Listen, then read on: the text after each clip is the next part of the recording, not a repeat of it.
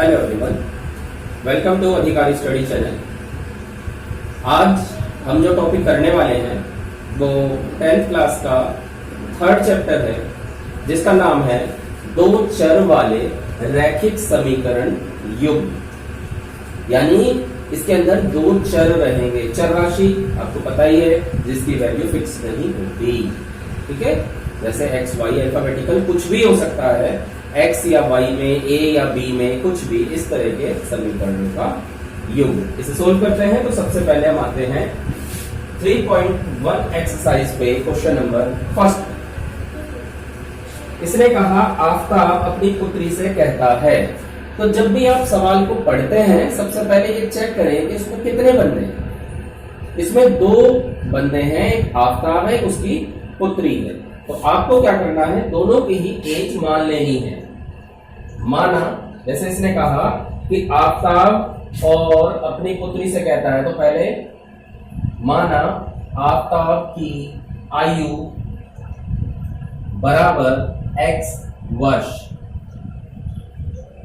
पुत्री की आयु बराबर y वर्ष। ठीक है, ये दोनों हमने मान लिया।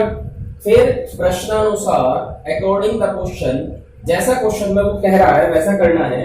उसने कहा 7 वर्ष पूर्व मैं तुमसे 7 गुना आयु का था।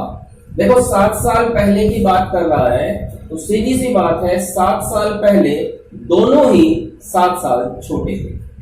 जैसे इधर आफताब ले लो, इधर उसकी पुत्री को ले लो। 7 साल पहले की बात कर रहा है, तो दोनों की एज में से आप 7 साल माइनस कर दो। बिल्कुल जैसे जैसे वो क्वेश्चन कह रहा है, बिल्कुल वैसे वैसे आपको इसे करना है। x आफताब की आयु, y पुत्री की आयु। 7 साल पहले की बात कर रहा है, तो दोनों की एज में से हमने 7 साल माइनस कर दिए। इसने कहा 7 वर्ष पूर्व मैं तुमसे 7 गुनी आयु का था। यानी कि पिता जो है वो पुत्री से 7 गुनी आयु का था। तो पुत्री की आयु में 7 से गुणा। तो x माइनस 7 बराबर 7y माइनस 49। x और y एक तरफ और संख्या एक तरफ ले लो। ये 7 इधर आके प्लस का हो जाएगा, यानी x माइनस 7y बराबर माइनस 42। एक इक्वेशन बन गई, यही छोड़ देते। फिर इसके आगे क्या कहा उसने, इसके आगे कहा अब से 3 वर्ष बाद, अब दोबारा बात करते हैं 3 साल बाद। तो दोनों को ऐसे लिखें और 3 साल जोड़ दे दोनों तरफ। 3 वर्ष बाद मैं तुमसे केवल 3 गुनी आयु का हो जाऊंगा। इसको 3 से गुणा कर दो, तो x प्लस 3 बराबर 3y प्लस 9, y को इधर और संख्या को इधर। तो x माइनस 3y बराबर, ये उधर जाके घट जाएगा, चिन्ह बदल जाएगा। तो x माइनस 3y बराबर 6। समीकरण नंबर 2 एक आंसर किया। क्या कहा था उसने हमसे कहा था इस स्थिति को बीजगणितीय रूप में दिखाना है। ये हमने बीजगणितीय रूप में समीकरण को लिख के दिखा दिया। एक आपके पास इक्वेशन ये हो गई, एक आपके पास इक्वेशन ये हो गई। ये था हो गया आपका बीजगणितीय रूप। क्लियर? एक बार और क्लियर करते हैं इसको। आफताब की आयु हमने x मान ली, पुत्री की आयु हमने y मान ली। बुक वाले का कहना है अब से 7 साल पहले, 7 साल पहले तो दोनों ही अपनी आयु से 7 साल छोटे थे। तो दोनों की एज में से हमने 7 माइनस कर दिया। फिर उसने कहा कि आफताब जो है वो पुत्री की आयु का 7 गुना। तो पुत्री की आयु को 7 से गुणा कर दो। 7 की y में 7y, 7 की 7 में 49। 7y को x वाले की तरफ ले जाओ, ये प्लस का है, इधर आके चिन्ह बदल जाएगा, माइनस का हो जाएगा। इधर 7 माइनस का है, इधर आके प्लस का हो जाएगा, घट के माइनस का 42 आ गया एक समीकरण में। इसमें आते हैं, इसने कहा 3 वर्ष बाद, तो दोनों की एज में हमने 3 साल जोड़ दिए। इसको 3 से गुणा कर देंगे, 3 गुणा कहा था उसने, तो ये भी इस तरह की दूसरी समीकरण तैयार। क्लियर? चलते हैं अब आगे। अब उसने कहा इसे ग्राफीय रूप में भी बताना है, ग्राफिक मेथड करना है अब इसे। तो ग्राफिक मेथड क्या करेंगे, कैसे करेंगे, ग्राफीय विधि कैसे करेंगे? इसके लिए सबसे पहले आप पहली इक्वेशन को लें, x माइनस 7y बराबर माइनस के 42। x माइनस 7y बराबर माइनस के 42। अब एक बात सोचने की है, जब भी ऐसा कोई सवाल आता है, इस तरह की समीकरण आती है, ये वाली लाइन, ये इक्वेशन सोल्व करना अच्छी तरह समझ लें, आगे एक्सरसाइजों में यही काम आएगा। समझ गए? करना क्या है आपको, ये जो 7y है, y वाला हिस्सा आपको प्लस बनाना है। तो कैसे प्लस बनेगा, ये उधर ले जाओ और इसको इधर ले जाओ। 7y उधर जाके प्लस का बराबर x 42 इधर आके प्लस का, खाली y का मान निकालना है। ये आ गया हमारे पास y में समीकरण, y बराबर x प्लस 42 बटे 7। बिल्कुल यही काम हमने 9th क्लास में भी किया था, अगर आपको याद हो। बहुत दिन तक हमने यही इस टाइप के क्वेश्चन करे, ग्राफ बनाना सीखा, इसका ग्राफिंग लाइन खींचनी सीखी है। ठीक है, याद आ रहा कुछ? हाँ बिल्कुल याद आ रहा होगा। करेंगे कैसे इसको? मैंने उसमें आपको ये बताया था कि आपको इसमें x की जगह अपनी तरफ से कुछ मान रखना है, और ऐसा मान रखेंगे जिससे कि ये 7 उसे काट दे। तो आपको बताया था कि इस तरह से आप एक बॉक्स बना लेंगे।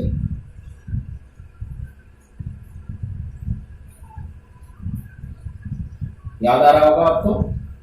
और 3 या 4 कॉलम बना लें, 3 या 4, ज्यादा नहीं। ज्यादा बनाओगे ज्यादा काम करना पड़ेगा, कम भी ना बनाना, 3 या 4। तो अब देखो, सबसे पहले रफ में आप वैल्यू रख के देखोगे, 0 से स्टार्ट करोगे, कुछ प्लस की रखोगे, कुछ माइनस की रखोगे।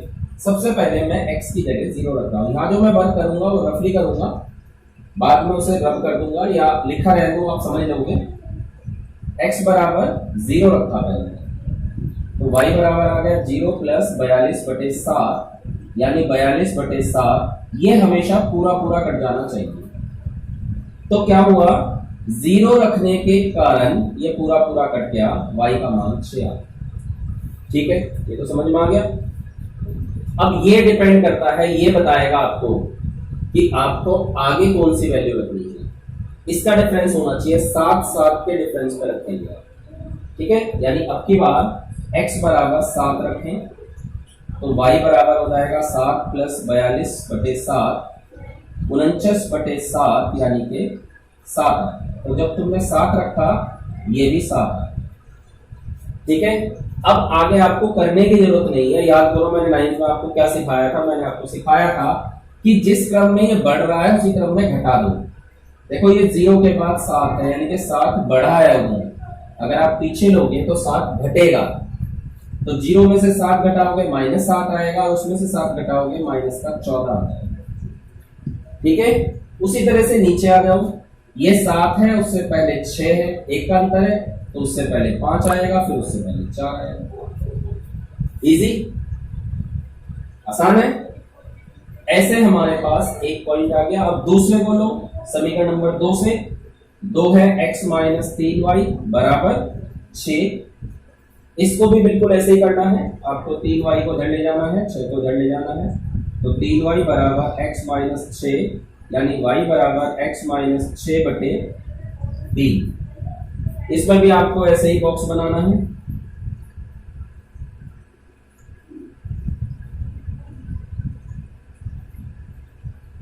एक, 2, 3, 4 लेंगे।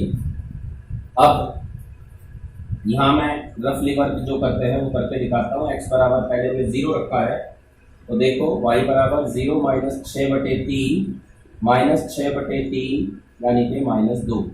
तो 0 रख के हमारा -2 आ गया। फिर कितने का डिफरेंस लेना है? देखो नीचे 3 लिखा हुआ है, 3 का अंतर लेंगे। x बराबर 3 ले लें हम,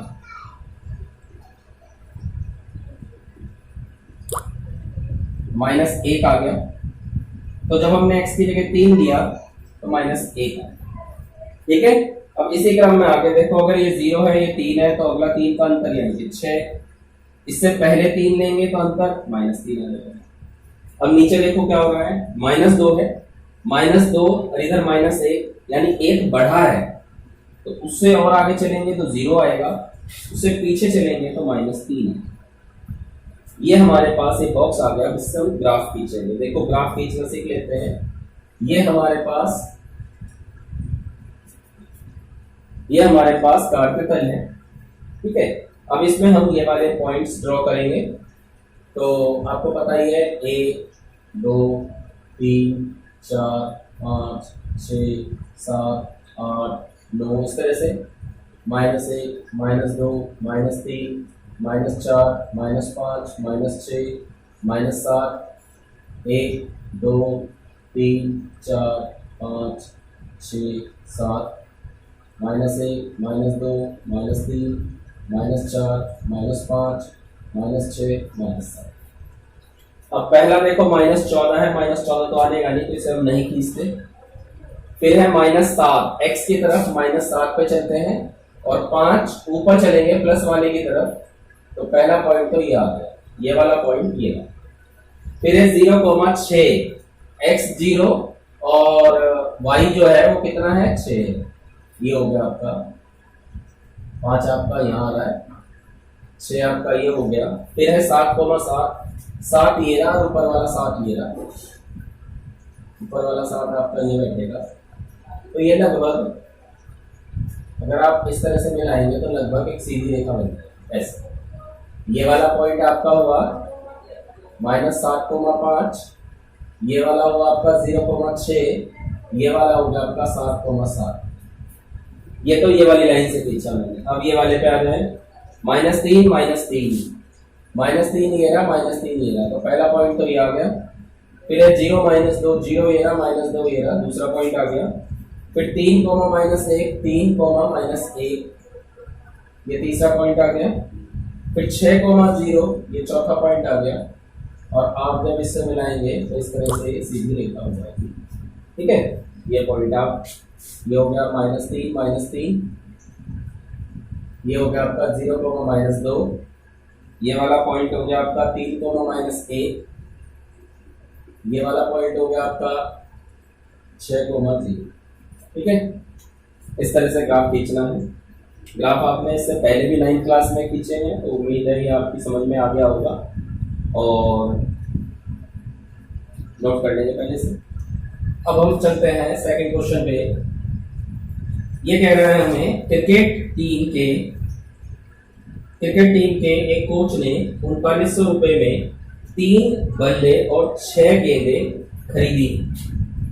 माना एक बल्ले का मूल्य बराबर x रुपए और एक गेंद का मूल्य बराबर y।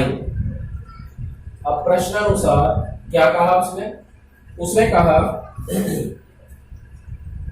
3 बल्ले और 6 गेंद, 3 बल्ले यानी कि 3x, 6 गेंद यानी कि 6y बराबर है 39। देखो एक बल्ले का मूल्य x रुपए है तो 3 बल्ले का 3x, एक गेंद का मूल्य y रुपए है तो 6 गेंद का 6y, दोनों का टोटल 3900 रुपए। फिर अगर ये समीकरण किसी संख्या से कट जाता है तो उसे काट देंगे। 3 से कट रहा है तो 3 से भाग करने पर 3 से भाग कर देंगे, x + 2y बराबर 1300। ये समीकरण नंबर 1। फिर आगे क्या कहा है इसने, उसने एक और बल्ला उसी प्रकार की 3 गेंद। फिर अकॉर्डिंग द क्वेश्चन एक और बल्ला यानी कि x और 3 गेंद यानी कि 3y, ये बराबर कितनी खरीदी उसने 1300 रुपए। ये समीकरण है x + 2y बराबर 1300, दूसरे के हिसाब से हो गया x + 3y बराबर 1300। और बिल्कुल जैसा पहले क्वेश्चन करा था वैसा ही एक ग्राफ खींचना है। मैं एक का ग्राफ खींच के आपको दिखा देता हूं। समीकरण 1 लिया है, समीकरण 1 से, ठीक है। बीजगणित के हिसाब से तो ये आ गया, आप ग्राफिंग मेथड से करेंगे। x + 2y बराबर 1300। मैंने आपको कहा था y को प्लस में रखना है, x को उधर ले जाइए, ये आ गया, यानी y बराबर आ गया 1300 - x/2। और जैसा हमने ग्राफ उसका खींचा था बिल्कुल वैसे ही x की जगह वैल्यू रख के आप ग्राफ से खींच लो। क्लियर है, कर लेंगे आप। तो ये आप कर लेंगे, इसी टाइप का है। अब हम चलते हैं एक्सरसाइज 3.2 पे।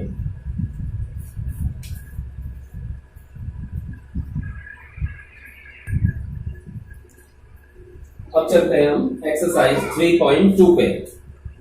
3.2 एक्सरसाइज में क्या होगा, हमारे पास दो इस तरह की समीकरण दे देगा, a1x plus b1y plus c1 बराबर 0, a2x plus b2y plus c2 बराबर 0। ठीक है, दो समीकरण दे दी, आपको क्या करना है, इनको तुलना में लेना, तुलना करनी है। कैसे? जैसे x वाले गुणांकों की तुलना, यह आएगा a1 बटे a2, y वाले गुणांकों की तुलना, यह आएगा b1 बटे b2, c यानी अचर पद की तुलना करेंगे तो c1 बटे c2। अब इसकी तीन कंडीशन बनती है। पहली कंडीशन, a1 बटे a2 बराबर नहीं होगा b1 बटे b2। ये चार्ट आपको याद रखना है, इस चार्ट के हिसाब से क्वेश्चन करेंगे। a1 बटे a2 बराबर नहीं है b1 बटे b2 के, तो अगर ग्राफीय रूप में कह रहा है तो कहेंगे प्रतिच्छेद करती है, यानी एक दूसरे को काटती है। और अगर बीजगणितीय रूप में कहेंगे तो केवल एक हल है। युग्म के हिसाब से ये संगत होगा। अगर a1 बटे a2 बराबर है b1 बटे b2 बराबर है c1 बटे c2, तो ग्राफीय रूप में ये संपाती रेखाएं होती हैं।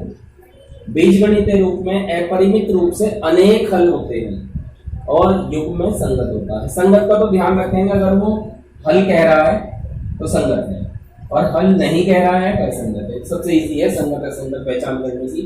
अगर हल है तो संगत है, हल नहीं है तो असंगत। ठीक है, अगर a1 बटे a2 बराबर नहीं है b1 बटे b2 के, तो एक हल है। तीनों बराबर हैं तो अनेक हल हैं। और अगर a1 बटे a2 बराबर b1 बटे b2 लेकिन बराबर नहीं है c1 बटे c2 के, तो कोई हल नहीं है। ये चार्ट अपनी कॉपी में नोट करके इसे बहुत अच्छी तरह से रख लेंगे, जिससे क्वेश्चन इजीली हो जाए। अब हम क्वेश्चनों पे आते हैं, क्वेश्चन की बात करते हैं। तो क्वेश्चन, माना लड़कों की संख्या बराबर x, लड़कियों की संख्या बराबर y। According the question, book वाले ने क्या कहा कि दोनों की संख्या का जो टोटल है वो 10 है। x प्लस वाई बराबर 10। एक समीकरण तो ये आ गया। दूसरा क्या कहा? दूसरा कहा कि लड़कियों की संख्या यानी कि y ये बराबर है लड़कों की संख्या से 4 अधिक। ये आ गया x प्लस वाई बराबर 10 और y बराबर x प्लस 4। ये हमारे पास दो समीकरण आ गई, और इन दो समीकरणों को लेकर हम क्वेश्चन को हल करेंगे, आंसर निकालेंगे। अब आंसर कैसे निकालेंगे देखते हैं।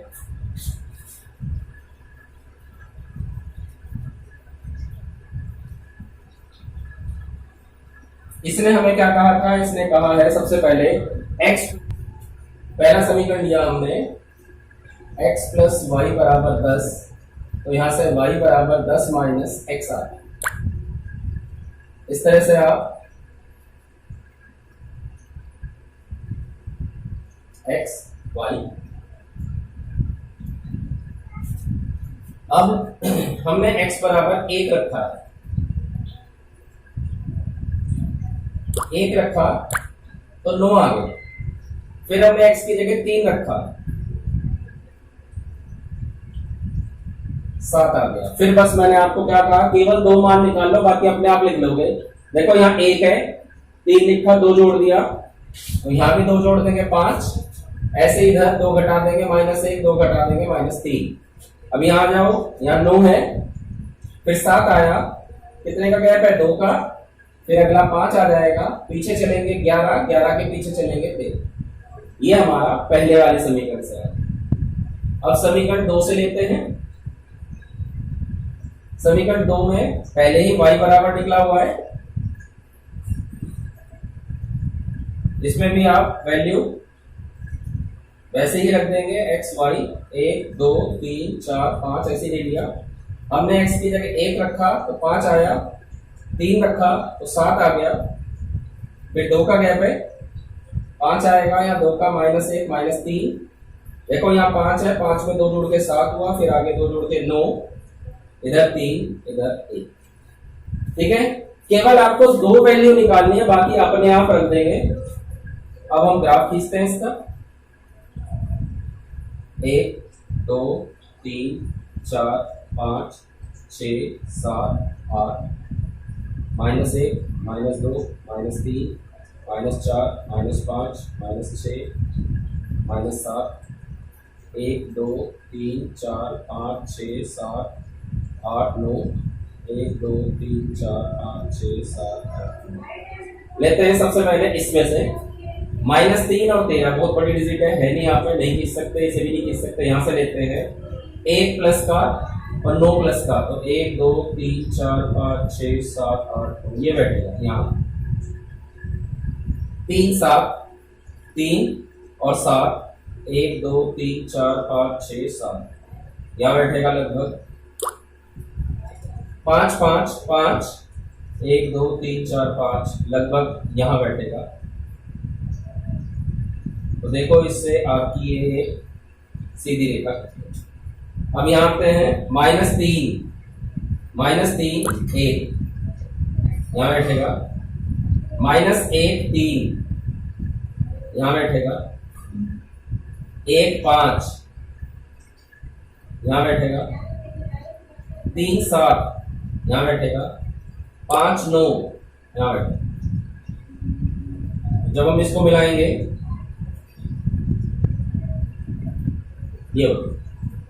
ये दोनों लाइनें जहां कट रही है, देखो ये वाला पॉइंट कट रहा है, ये क्या है 3,7 3,7, ये आ गया, यानी x बराबर 3 और y बराबर 7 आ गया। x हमने क्या माना था, लड़कों की संख्या,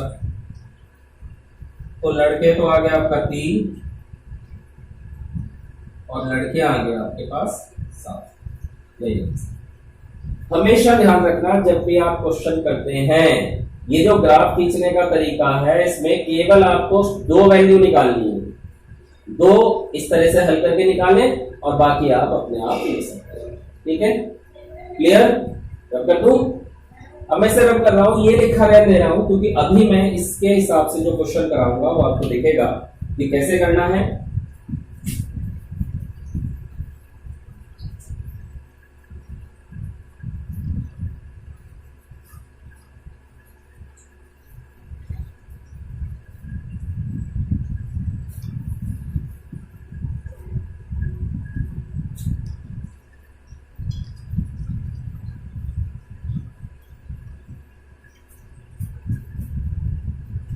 क्वेश्चन नंबर 2 पे आते हैं। 2 का फर्स्ट पार्ट दे रखा है इसने 5x plus 4y 5x plus 4y plus 8 बराबर 0, 7x plus 6y 7x plus 6y minus 9 बराबर 0। ये हमारे पास 2 समीकरण दे दी, इसकी आपकी तुलना करनी है। समीकरण नंबर 1, समीकरण नंबर 2। सबसे पहले समीकरण 1 की a1x plus b1y plus c बराबर 0 से तुलना। देखो तुलना करते हैं, x का गुणांक a1 या x का गुणांक 5, तो a1 बराबर 5, ऐसे ही b1 बराबर 4 और c1 बराबर 8। ठीक है, फिर समीकरण 2 की तुलना, a2x plus b2y plus c2 बराबर 0 से। x का गुणांक a2, यहाँ पे x का गुणांक 7, तो a2 बराबर 7, b2 बराबर 6 और c2 बराबर -9। ठीक है, हमने तुलना करके वैल्यू अलग अलग निकालनी है। वो क्या पूछ रहा है हमसे, उसने कहा कि एक बिंदु पर प्रतिच्छेदित करती है या समांतर है या संपाती है, वो बताएं। हमें पता है, सबसे पहले हमें अनुपात निकालना है। मैं निकाल रहा हूं a1 बटे a2 का मान। देखो a1 कितना है 5, a2 कितना है 7, 5 बटे 7। फिर है b1 बटे b2 4 बटे 6, फिर है c1 बटे c2 बराबर 8 बटे -9। अब आप इसको ध्यान से देखकर इन बता सकते हो। देखो सबसे पहले है a1 बटे a2 बराबर नहीं है b1 बटे b2। यहां देखिए क्या ये बराबर है? नहीं है। तो a1 बटे a2 बराबर नहीं है b1 बटे b2 के, क्योंकि 5 बटे 7 जो है वो बराबर नहीं है 4 बटे 6 के। और जब बराबर नहीं होता तो क्या होता है? प्रतिच्छेद करते हैं, प्रतिच्छेद करते हैं। अब आप ये पूछोगे कि भाई हमें आंसर इसमें से देना है कि इसमें से देना है कि इसमें से देना है, वो बुक वाला ही पूछेगा। देखो इस बुक वाले ने हमसे क्या पूछा कि बताइए वो प्रतिच्छेद करते हैं कि समांतर है कि संपाती है, इस लाइन में पूछ रहा है। तो हम ये चीज निकालते हैं और जो उनसे कंडीशन आ जाती है ठीक है, क्लियर है। थर्ड क्वेश्चन लेते हैं, बिल्कुल सेम यही बात है, उसमें भी दे रखा है हमें 3x प्लस 2y बराबर 5। अब देखो ये 5 बराबर में, इसको इधर ले जाओ, तो 3x प्लस 2y 5 इधर आके माइनस का बराबर 0।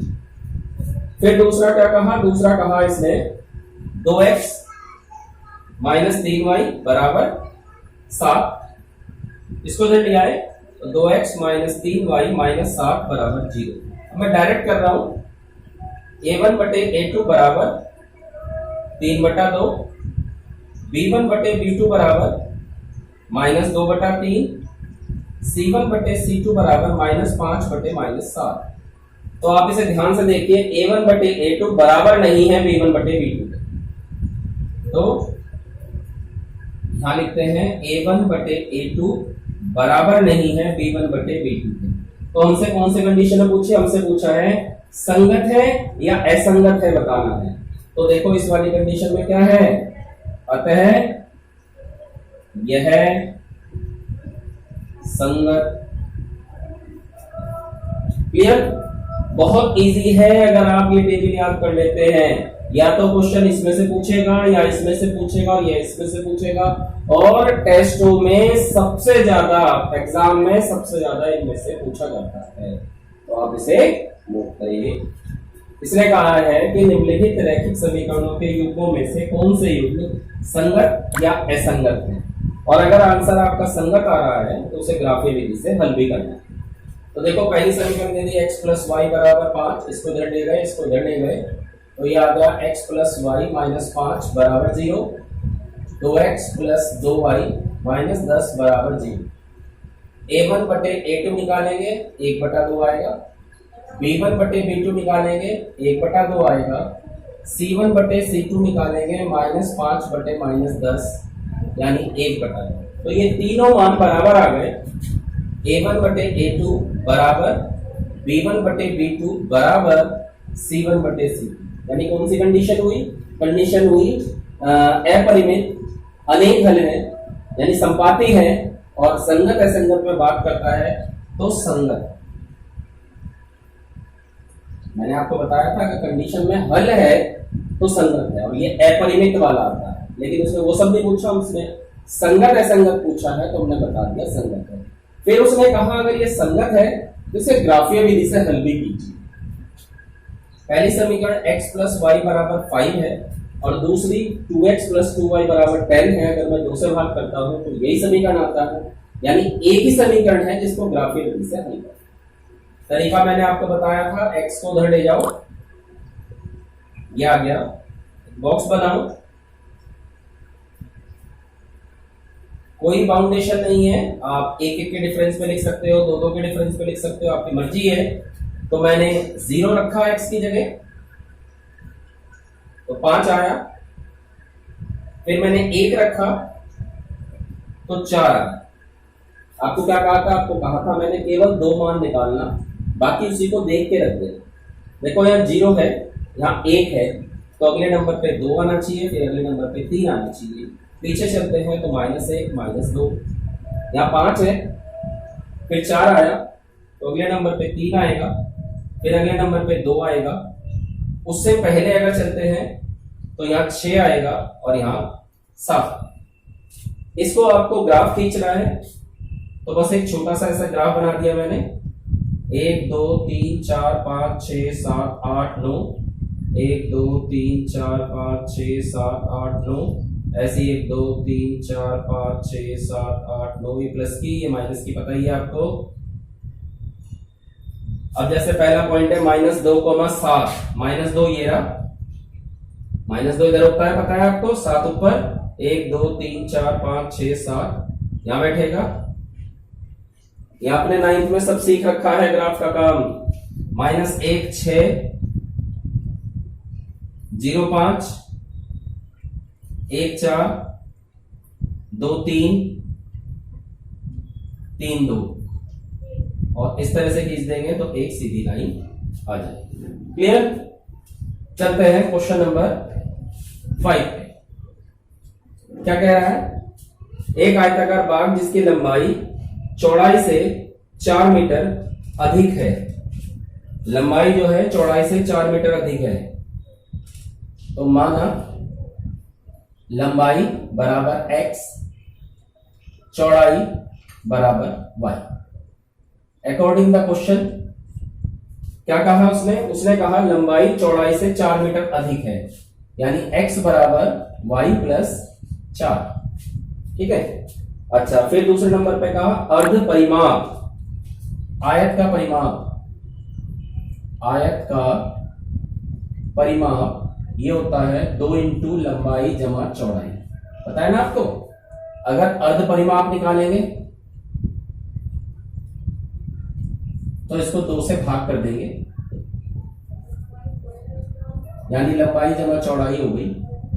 अकॉर्डिंग द क्वेश्चन बुक वाले ने कहा अर्ध परिमाप 36 है, यानी L प्लस B बराबर 36। लंबाई क्या है हमारे हिसाब से x, चौड़ाई क्या है y बराबर 36। अब क्या करेंगे देखो समीकरण नंबर 1 से। समीकरण 1 में x का मान y प्लस 4 है, वो इसकी जगह रख दे, y प्लस 4 प्लस y बराबर 36, y और y 2y प्लस 4 बराबर 36, 4 को उधर ले जाएंगे, 2y बराबर 32, y बराबर 16 आ जाएगा। y का मान 16 आ गया। y क्या माना था हमने? चौड़ाई, तो चौड़ाई बराबर 16 मीटर, और लंबाई देखो यहां अर्ध परिमाप कहा था उसने 36। ठीक है। और लंबाई कितनी हो गई? लंबाई इसमें 4 ज्यादा, यानी कि 20 मीटर। क्लियर? समझ लेंगे एक बार। इसके बाद चलते हैं हम नेक्स्ट क्वेश्चन पे, क्वेश्चन नंबर 6। इसने दे रखा है हमें 2x प्लस 3y माइनस 8 बराबर 0। अब उसने कहा दो चरों में ऐसी और रेखीय समीकरण बतानी है जो नंबर 1 प्रतिच्छेद करती है, प्रतिच्छेद करती है। अब याद करो मैंने जो चार्ट बनवाया था उसमें प्रतिच्छेद करती है में क्या लिखा था? मैंने लिखा था कि a1 बटे a2 बराबर नहीं होना चाहिए b1 बटे b2। तो आपको एक दूसरी समीकरण ऐसे बनानी है जिसकी अगर यहां से हम कंपैरिजन करने लगे तो ये हिस्सा ना आए। ठीक है, मतलब इस तरह का हिस्सा आए। अतः दूसरी समीकरण कि बराबर नहीं होना चाहिए उनका अनुपात, तो अपनी तरफ से कुछ भी अलग मान लो, 3x प्लस 5y माइनस 15 बराबर 0, ये मान लिया हमने। देखो अगर आप इनका अनुपात लेते हो, a1 बटे a2 लेते हो तो कितना आएगा आपका 2/3, और b1 बटे b2 लोगे तो कितना आएगा 3/5, जो कि बराबर नहीं है। ये वाली बात सेटिस्फाइड हो गई। सेकंड पे आते हैं। अगर सेकंड में कहा है समांतर रेखाएं हैं, समांतर रेखाएं हैं, समांतर रेखाएं हैं, और याद करो समांतर रेखाएं तीसरी वाली थी, और तीसरी वाली की कंडीशन क्या थी? a1 बटे a2 बराबर b1 बटे b2, लेकिन बराबर नहीं है c1 बटे c2। तो आपको क्या करना है? इन दोनों का रेशियो बराबर करना है। तो इसको और इसको आप 2 से गुणा कर दो, 4x प्लस इसे भी 2 से कर दो, 6y, जिससे इनके अनुपात तो बराबर आ जाए। और इसे 3 से कर दो। इस तरह से अपनी तरफ से लिखनी है ये समीकरण, कुछ भी हो सकता है, जरूर नहीं है जो मैंने लिखा यही आंसर होगा। आप 2 की जगह 3 से, 3 की जगह 4 से।